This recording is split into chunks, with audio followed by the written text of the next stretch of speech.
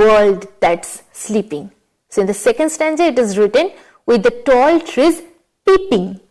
And in the fourth line it is said that on a world that's sleeping. Peeping, sleeping. Both are similar in at the end of the words. So peeping, sleeping. Both ends with ing. So these are rhyming words. So let's recall the poem once more. The poem talks about tall trees. Imagine trees that are really very big, and these trees have their feet or roots grounded very deep, and their heads or branches are held high up in the sky. And it's like that the trees are standing with their roots in the earth and their branches reaching towards the sky. So now the poem says that these tall trees are watching something, and they are watching the clouds moving across the sky.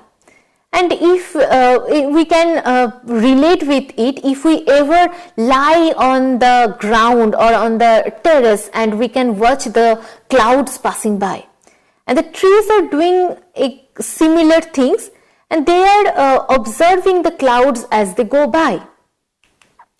So this poem is creating a picture of the majestic trees. Those are firmly rooted in the earth, and at the same time they are reaching the sky, and all while quietly observing the clouds as they drift through the sky.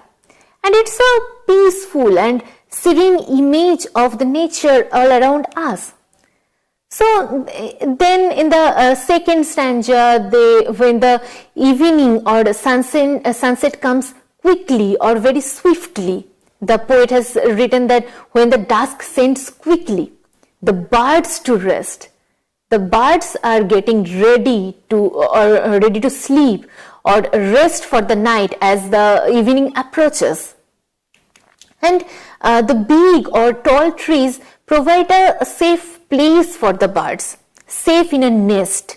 And it means that trees are acting like a protective home for the birds, their nest, they hold their nest and ensuring the safety of these birds.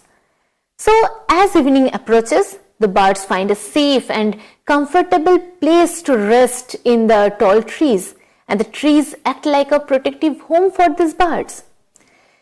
And then in the night, this line tells us that something happens during the night when it's dark, with the tall trees peeping.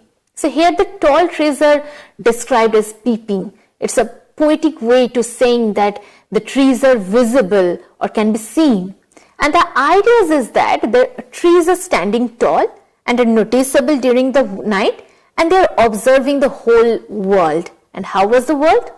We will move on to that very quickly. The moon shines down. It tells us that the moon is giving off the light. It is beaming on the earth and on a world that's sleeping. So the moon's light is falling on a world where everyone is asleep. The whole world is asleep. The inhabitants of the world are asleep, and the world is quiet and resting at the night. And the tall trees are watching them. The tall trees are protecting them.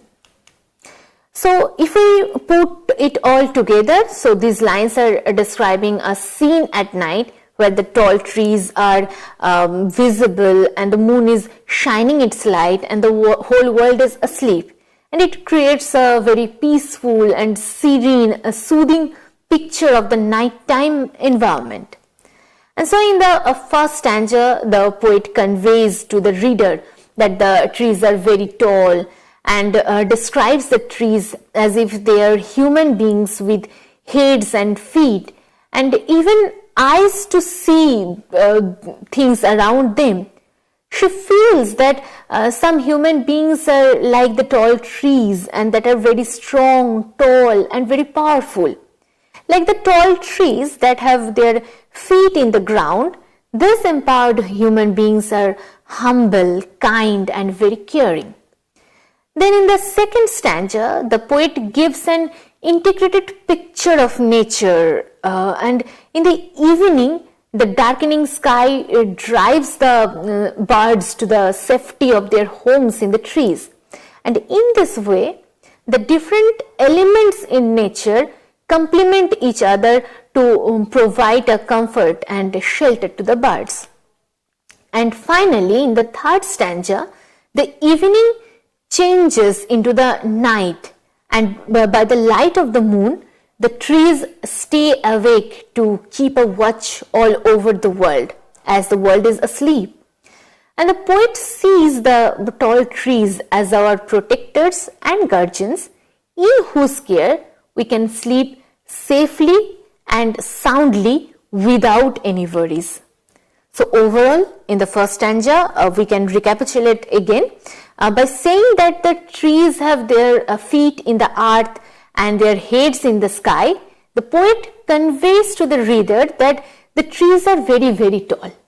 And the poet looks at the tall trees and feels that they are standing and watching the clouds as they pass. Do you notice that she also describes the trees as if they were human beings with heads and feet and even eyes to see things around them? So it is what we have discussed as personification, a literary device. And why does the poet compare the tall trees to human